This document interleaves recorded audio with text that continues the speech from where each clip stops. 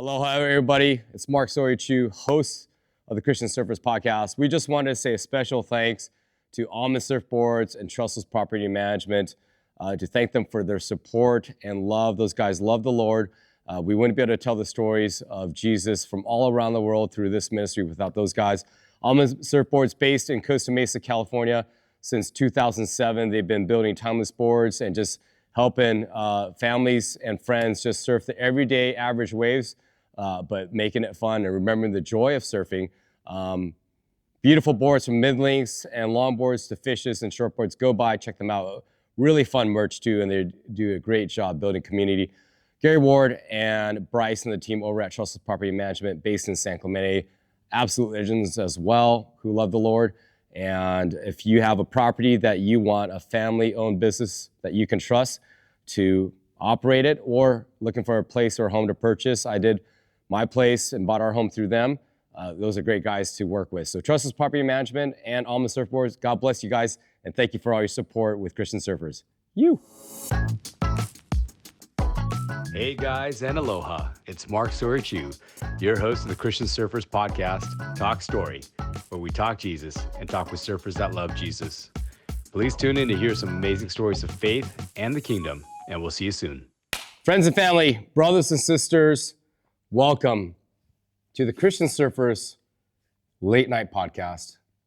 Right now in Bali at the 2025 International Gathering with this legend right here, Chris Chon, my Asian brother from another mother, but same Heavenly Father. Chris, that's right. So bro. Good to have you on the podcast, brother. Thanks for having Thank me. you for staying up late for us. I know it's been a long week for you and your family. You're probably ready to go to bed. Anything for you, Chu?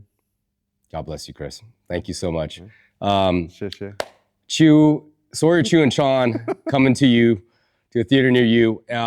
We are going to get serious here in a second, even though it's late. But Chon first, and Chu show. the Chon and Chu show. Chon and Chu. We'll stick with the Christian Surfers podcast, Chris.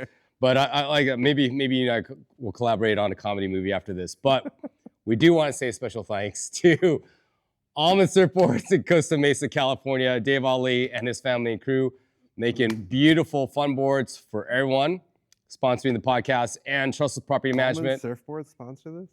Almond Surfboards. Yes, That's they sick. do. Those guys are rad. Dave I like their boards. and his family loves the Lord. We're going to get them over to Taiwan. We're going to get them over to Bali. We have your boards in Taiwan. There you go, Almond Surfboards. I don't have one though. There you go. All right, well, we know a guy, and we'll introduce you to him. And Okay. if we don't know him, Jesus knows him. Also, special thanks to Trustless Property Management, San Clemente, California. Okay. Gary Ward, Bryce, and the team there. Thank you guys so much for supporting the Christian Surfers podcast. If you want to buy property or rent your property or get someone to management, these are you guys to do it. Family friendly, family owned, and they will help you with all your property needs in Southern California. So, Chris, let's jump straight into it. We've been trying to get you on for a long time. You're a very busy guy. No, I just was dodging your invites. I'm not that All busy. good, but we came to Asia. We came to the Bali conference for Christian Surfers to corner you. Yeah. You had nowhere to run. So we're stuck on an island here. But I met you. We were just talking about this earlier. I met you 2011, before you corrected me, at the international conference in Hawaii on the North Shore. We grabbed our first surf together at Chun's. But you had gotten involved with Christian Surfers a little bit before that. Where did you hear about Christian Surfers and how did you get involved? Yeah, so actually, I don't even know how I heard of Christian Surfers, but I just knew that there was a surf ministry that existed. Somewhere in the world. Yes. I knew about Walking on Water. Yeah? Brian Jennings. Yeah, Brian Great. Jennings and them before CS. And I'd also crew. heard of STN, Yeah? but I didn't know, I didn't even know if I was ever think of doing surfing ministry, so I wasn't that interested. But it wasn't until I felt called to do surf ministry in Taiwan that I reached out to these different organizations. Yeah. And CS was the one that probably responded. I mean, they were the ones that responded back The quickest. the quickest and actually came out and visited us. There you go. Which is how I got to, that was my first intro to CS. Who came out from And- Christian Surfers to visit you? Well, the founder himself, BD. BD, Richard Aegis, and David Levy. Got some from legends Japan. right there. Yeah, that was amazing. I would have loved to come visit you, You should. which actually I have. I think Yeah, right that's right. after Yeah, the you year did. after we met, Yeah. I was in Taiwan. It was my last trip to Taiwan because my family's from Taiwan. Mm-hmm. And I think that's why you and I have so many great connections, right? You're doing, we're both Asian American. Mm-hmm. You're doing ministry in my homeland, and we obviously have a heart for Asia to come to Christ, and then we both have a heart for surfing. Yeah. And to see surfing pioneered along with Jesus' mission and you sharing the gospel there is so special to me. So I really love this conversation with you, Chris. So they come out, they meet you in 2009. Was that when they came out to see you? I think it was around 2009. Okay. And you're like, you guys responded first. You came to see me first. We're gonna take Chris because he's an all-star team player, even though we love all the other ministries. We don't want to share you. And so you're like, Lord, I'm in. Yeah. This Christian Surfers thing. For sure. Okay. And I think it was through meeting Brett and the other guys of just, seeing how much they love Jesus, but just froth on the surf. They were just amazing. So I was like, yeah, I want to be a part of this. Wow. That's how it happened. We are so blessed to have you, Chris, and I'm blessed. your beautiful family. So it's been quite a few years now. You're Asian. You're better at math than I am. How many years is that? Anyone got a calculator out there? Maybe it was 15. 2010 because I think it was 15 years. There you go. Well rounded. Yeah. 15 years in Christian Surfers now, and I felt like we just met. And now, Yeah. you have done amazing work over there. I love reading your reports in the board papers, Christian Surfers. But you pioneered Christian Surfers in Taiwan, and now you've got a new role with us. Yes. East Asia. The East Asia Regional Coordinator. Okay. Yeah. And you've passed on baton for national director to Taiwan to someone else. Yes. So I work with YWAM as well. And the team, our pioneering team, were all YWAMers, but also Christian surfers. And so the new leaders that I handed over to, they're the YWAM leaders and the CS leaders. Yeah. Which is Roberto Costa and Cherry. He's Brazilian and his wife's from Hong Kong. I love it. Yeah, they're awesome. We were talking about that earlier. So many cool intersections there because the OG name for Taiwan is Formosa, which is Portuguese for beautiful island. Right, for so beautiful island, yeah. just giving me goosebumps all around, Chris. It is a beautiful island. And you brought him to the Bali conference, which is where we're at right now. And he's an absolute legend. So it's so great to meet him. Yeah. And you're here with your family. It's great to see Nancy, and you've got a great team over there. And it's so cool to see how Christian Surfers around the world is partnered with other ministries like YWAM. We know that we can't reach the world on our own, so we've got to be partnering with the local church and other ministries. We were just talking about Rye Nature earlier. Yeah. You've got the Walking on Water guys. You got the YWAM guys, so it's super cool. Thank you for doing all of that. That's a lot on your plate. Let's go back to the beginning. Okay. Where'd you grow up in the U.S.? Southern California. There you go. Born in Santa Ana. Good Asian food. You're from California, right? Sort of. I'm like a weird unicorn anomaly. Taiwanese American, born in Norway, so technically like immigrant, ABC, first generation, Grand Forks, North Dakota, not a huge Asian population, just me and my mom and dad, and then eventually California. But you're OG, so you're born in Santa Ana. You're like Orange County Asian surfer boy, which is what I wanted to be my whole life. I lived vicariously through you, Chris. So when did you start surfing? When I was around 13. Okay. And at that time I was living in Vista, California. In San Diego? It's like 20 minutes or not even 10 minutes from Carlsbad. Yeah. So just inside of Oceanside. Yeah. Okay. So I first started surfing in Carlsbad. Did someone take you out in the water? Or you just saw it on well, TV? I have some uncles that also surfed. Really? And Korean uncles that surfed. They're half Korean and half Mexican American. Wow. My grandma had gotten remarried. Okay. They surf, but then another uncle, he's white because he married my dad's sister. His brother was a hardcore surfer from Ventura, and my aunt took us up there to visit him. And I was probably around 8 or 9 years old, and he was the first person to ever push me into a wave. That's on pretty a special. longboard. And after that, I was hooked. In San Diego.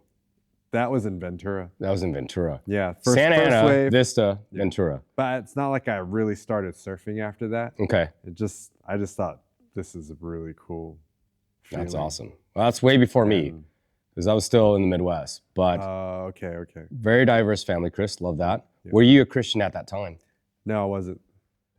Hey, are you a young, frothing surfer who loves catching waves and sharing your faith with others? Do you want to make a difference in your surfing community and help others discover Jesus? Then you need to join CSOL, the Christian Surfers Advanced Leadership Training Program. CSOL is a program designed specifically for young surfers who want to develop their leadership skills, grow in their faith, and serve practically on the ground in existing surfing communities. You'll get to go on road trips, learn about theology and mission, and have loads of fun with other young surfers who share your passion for Jesus and the ocean. Sign up for CSOL today. So Which you is- surfed before Jesus. Yes, Okay. I did. What was your journey to Jesus after you started surfing? So a lot of Koreans in the States have Christian background. So Yeah, because of all the Christian relatives, missionaries in Korea. Yeah. So I have a lot of pastors, missionaries, relatives. Our family was a bit of a black sheep. And so, I grew up in a pretty broken family. Like, father was alcoholic and abusive. He gambled a lot. And because of that, I also lived in a lot of different states. We had to move because he was running from debt. Okay. And so that even kind of affected, not that it was that big of a deal, but sometimes I was at a surfing place, sometimes I was in a non-surfing place. Like inland. Yeah. Yeah. Like Chicago or Missouri. Wow. That must have been pretty difficult as a kid. Yeah, I think so. And we had to say goodbye to a lot of friends. And Yeah. I think I probably went to 10 different schools growing up because we moved so much. But just of coming to the Lord, eventually, when I was 16, my dad got shot in a hunting accident. We were living in California at the time. And, Okay. So living there, it was near LA. I would ride the bus to the beach with my surfboard. How long would And that take? I was like a little over an hour. Just one way But I was just like little Asian kid carrying a surfboard in on the the beach public bus.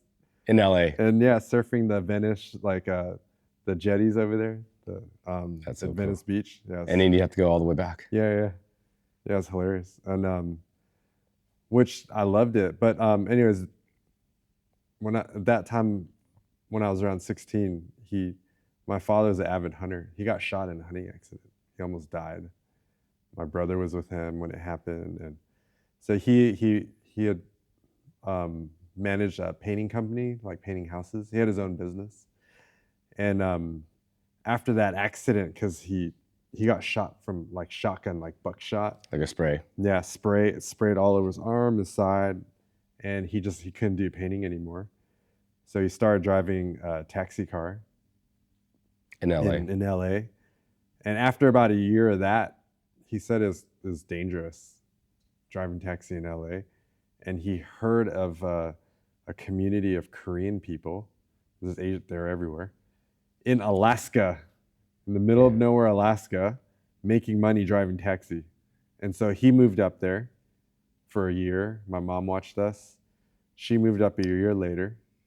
And my older sister, so I have a younger brother, older sister, she took care of me and my younger brother. You stayed in LA. Yeah, we stayed in LA. And then my Wow. little brother, who was probably around 14, he went to juvie, just got involved in the wrong stuff. Mm-hmm. Juvenile hall? Yeah, Okay. he got locked up for a bit, and I I would have been there too because I just didn't get caught. Yeah. But eventually, we all ended up moving up to Alaska, middle of nowhere, but that's where I met Jesus. Up in Alaska. Yeah. So you had already started surfing in SoCal. Were you surfing up in Alaska? No. Too cold? No. So yeah, I was surfing and skateboarding. I Okay. skated a lot. When I flew up to Alaska, because I ended up living with an aunt in California, and she kicked me out, and that's when I went to Alaska. Okay. But I remember flying there. I had my skateboard with me, and as we were flying into the town where my parents were, the guy sitting next to me looks at my skateboard, and he's like, "Well, you won't need that where you're going." You can't skate. It's Just like ice everywhere. It's like no paved roads. It's all dirt roads. Yeah. No sidewalks, no parking lots, nothing. Wow. So that was a trip. Thanks for sharing that, Chris. Known you all these years and didn't know a couple things about you, the things you find out on a podcast. But this is why we talk about this, so people can really get to know you, and even at a conference, which is amazing, but it's hard to get that deep. So thank you for being vulnerable and sharing that. So crazy little childhood there, and then, but started surfing. How did you meet Jesus in Alaska? It's like this process, but I didn't grow up going to church. I was partying a lot. When you were in California? In California, and then Alaska was like next level partying. Really? Because they're just so bored up there. There's nothing else to do. Nothing else to do, and so I was partying a lot there, and I think my first probably like strong encounter that I had was just walking down a street, and I was walking by a church, and there was a group of young people outside, and I think they were an outreach team from somewhere doing a short-term mission there. Yeah, street evangelism. Yeah, they just came over and talked to me, and I just think like, oh, you guys are weird religious people, and probably like so many people, I was like, oh, there's a few cute girls there. And so I went over and hung out with them. But something really stuck out to me in hanging out with them, which was they just looked really happy and full of joy. And I remember thinking to myself after hanging out with them, like, wow, they just look so happy, but they're not drinking, they're not smoking weed. All the things that I felt like I had to do to be happy with my friends. Yeah. And so that really stuck out to me. And that was probably the first thing that really attracted me. And I did go to one of their meetings that they invited me to, which was pretty wild, yeah. Super cool. Yeah. Coming to faith in Alaska. Yeah. You pioneered Christian Surfers Taiwan for us, and you've done a great job in Asia. We had to go back and pioneer Christian Surfers Alaska, get you like a 10 mil wetsuit, and send you and the family up there. But did you ever get to surf Alaska while you were up there? I thought about, so there, I knew guys that were in Anchorage. There was a snowboard surf shop there in Anchorage. Okay. And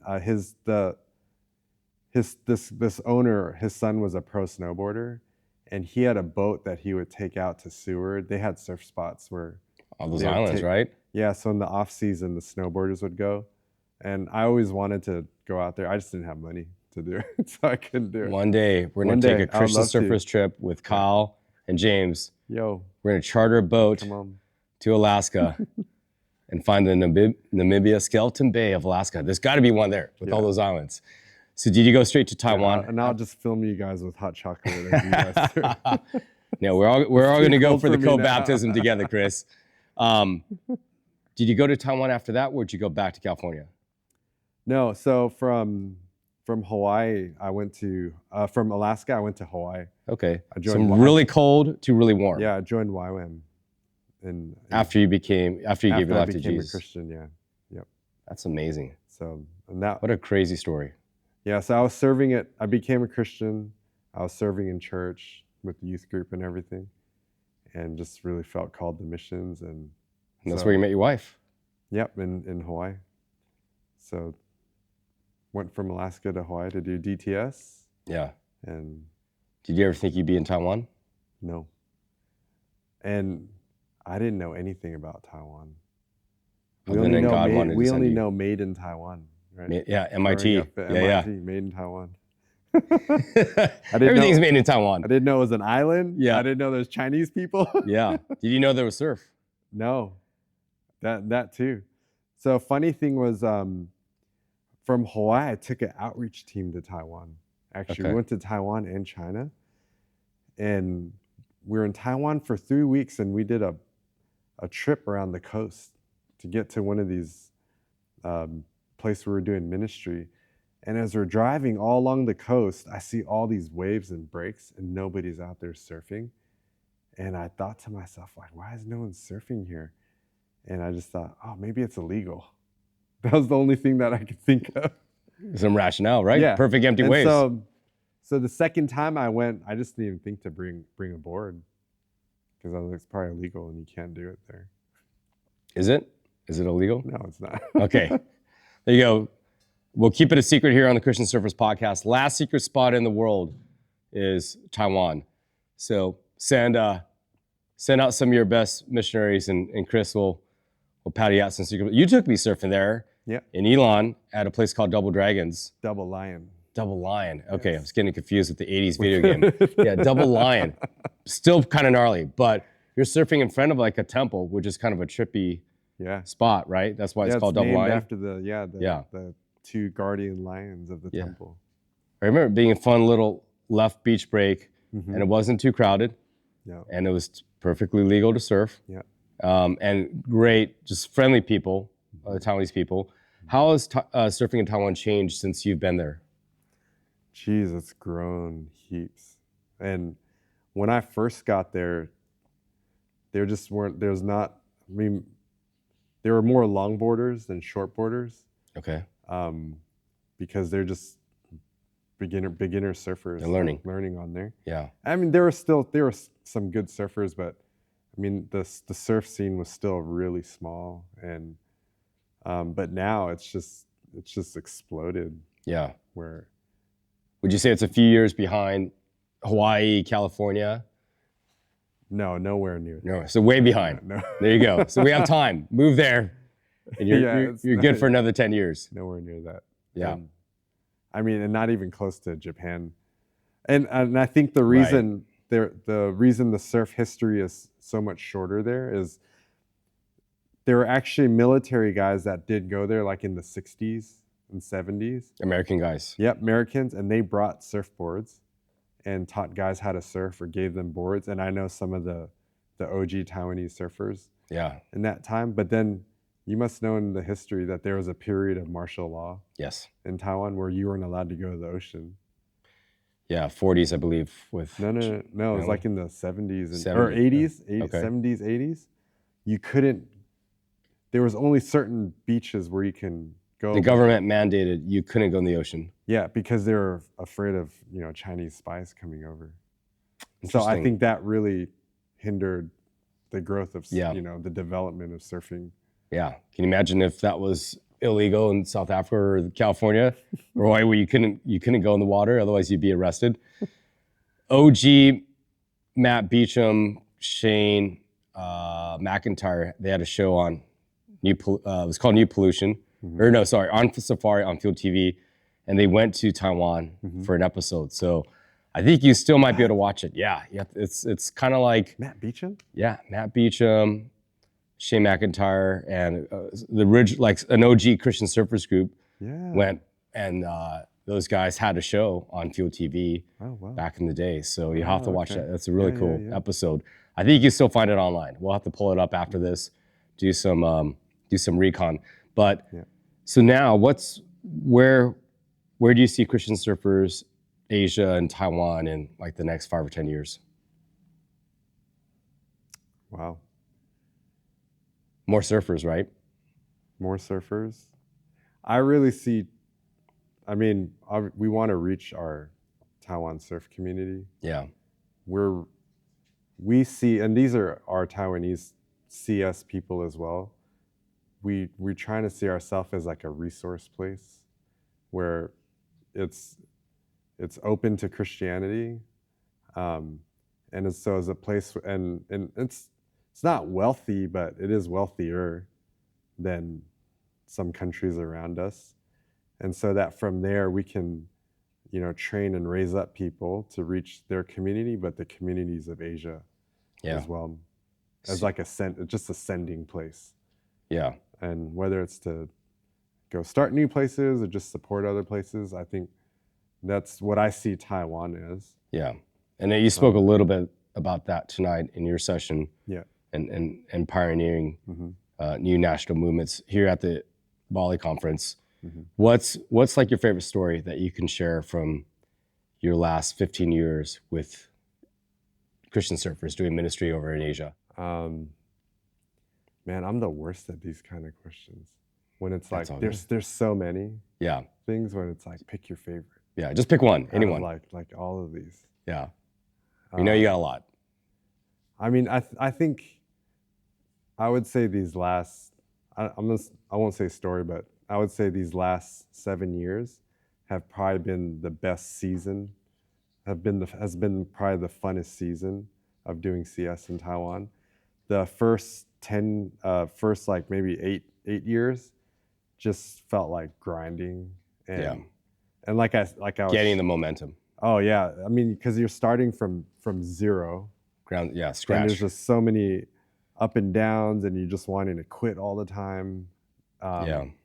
And at one point too, we had to kind of just drop everything and move back to like our YWAM base to get healthy and for a few years. Reset with the plan of going back, but with a bigger team. Because our first time going out, it was me, my wife, 1.5-year-old kid, and one 20-year-old guy living with us. That was pioneering Christian Surfers Taiwan. Wow. So it was really good, but it was really rough too. Yeah, that's reality. Yeah. But going back and getting this, the second time we went out, we had a team of 13 people, and they all had like 5-year commitments to just like really go for it. And that was a lot of fun. So I don't know if it's favorite story, but yeah, it's a real story. That season of having that team, and they're the ones I feel like that really made it happen. Yeah. Even more so than myself. That's super cool. Yeah. I'm so glad you didn't quit. Yeah. And I know these guys here are glad you didn't quit either, because it's amazing to see the fruits of your labor now, Chris. And so tell us about the new role and your vision for Asia and Christian Surfers for the next few years. Yeah. So as much as I love Taiwan, I just think I have a heart for all the nations. And so when I got asked about this role of being like an East Asia coordinator, I was like, heck yeah, I'd love to do that. And it first started when Brett Davis was like kind of interim over Japan and Indonesia, but he just was like, hey Chris, would you want to take over Japan for me? And I was just like, ooh, Japan, they have a long history. I don't know if I can do that. But he just was really encouraging, and I prayed about it. I was like, sure. But I mean, this is probably, I just love it now. Just being able to travel to these places and with these guys and just hang out with them, support them.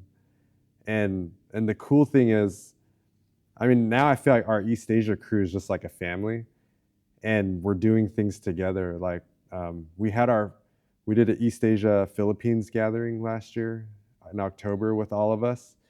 But then December, I said, hey, what if we all, whoever wants to, I want to go to Hong Kong to visit them. Like, who wants to join and go? And so Shinsuke from Japan came, Dom from Philippines joined, and some of our Taiwan guys and us, we all went to Hong Kong together to just hang out and encourage the Hong Kong crew. And so I kind of see us just as a family, just traveling, supporting each other, visiting each other, and also thinking of like, well, what are new places we can go to? Yeah. So that's so rad. You've done such an amazing job, Chris, with all those countries, and we're so blessed to have you. you brought a lot of them here to the conference. So it's been so cool to see the guys from Japan, meet some people from Hong Kong, the Philippines. I mean, places that really we didn't have a lot of momentum or movement before. So God bless you for that. What can we do to be praying for? How can we be praying for you and your family and these new missions in Asia? Yeah, I think, again, all of these missions these nations are pretty new. And so I think they're in the place where I was, where it's a bit of I don't want to say grind, but it's challenging when maybe you feel understaffed or, not having the finances or the resources and human resources to grow. It's really hard to break certain thresholds when you're small. Yeah. And I think when you're in that place, you're asking yourself a lot, like, is this worth it? Yeah. Is this what I want to see myself doing for the next 10 years or so? And thankfully, everyone in our crew seems pretty stoked. But I know that is the challenge when you're a small, CS group, and just praying that they persevere and that the Lord would raise up, bring more people to come to these nations. Yeah. Or see more surfers get saved in our communities. Amen. As well. Every surfer and every surfing community. Yes. Thank you for doing that for us in a territory that can be challenging. And I know, and when I speak for these guys here in the room and the rest of Christian surfers, we're cheering you on. How can people follow you and these different movements, and what's a good way for our listeners to stay in touch with you guys? Well, we have CS Taiwan Instagram. Okay. I know Japan has probably their own. I should probably have that prepared before. All good. There's a lot of different handles on the social media these days. Just put in CS any of these countries on Instagram there you go. And see if something comes up. Or just email Chris. Or just email me, sure. And he'll get you in touch. So if you have a heart to pray or maybe go visit these guys or support these guys, you've taken such good care of me there. And you guys got great waves. You guys are so hospitable. These guys will take care of you. So get in touch with Chris if you want to do a mission trip over in Asia with YWAM or Christian Surfers. And you need to visit us. I need to go back to my motherland. Your pastoral visit. That's it. I'm overdue. It's time to get my visa. But boba tea. I love it. Boba tea to add moment on the lips, forever on the hips is what my wife always says. So I'm gonna have to limit that maybe to 3 bobas on my next trip with you. But Chris Chon, it's 4 a.m. Thank you so much for coming on. For coming on the Christian Surfers podcast. Thank you for all that you do for Jesus and the kingdom of God in Asia. And we are so blessed and honored to have you in the mission, brother. Thank you. All right. Good night, guys. We love you guys. You.